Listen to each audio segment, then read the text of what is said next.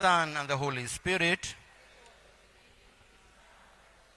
Shall we have our seat for the reading of the day?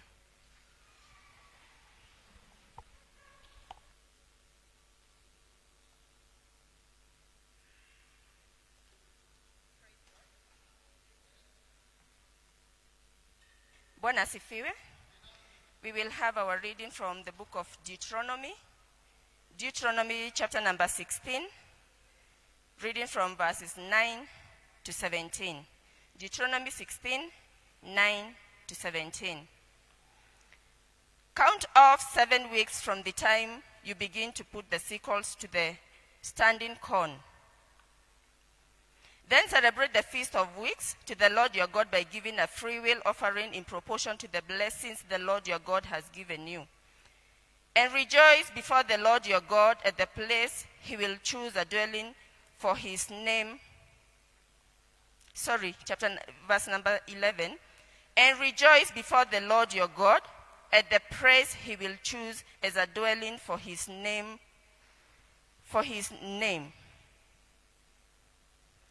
You, your sons and daughters, your men servants and maid servants, the Levites in your towns, and the aliens, the fatherless and the widows living among you.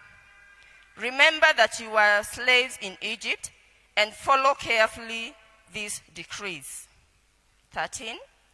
Celebrate the Feast of Tabernacles for 7 days after you have gathered the produce of your thresh floor and your wine press. Be joyful at your feast, you, your sons and daughters, your men servants and maid servants, and the Levites, the aliens, the fatherless, and the widows who live in your towns. For 7 days, celebrate the feast to the Lord your God at the place the Lord will choose. For the Lord your God will bless you in all your harvest and in all the work of your hands, and your joy will be complete. 3 times a year, all your men must appear before the Lord your God at the place he will choose. At the Feast of Unleavened Bread, the Feast of Weeks, and the Feast of Tabernacles, no man should appear before the Lord empty-handed. Each of you must bring a gift in proportion to the way the Lord your God has blessed you. This is the word of the Lord.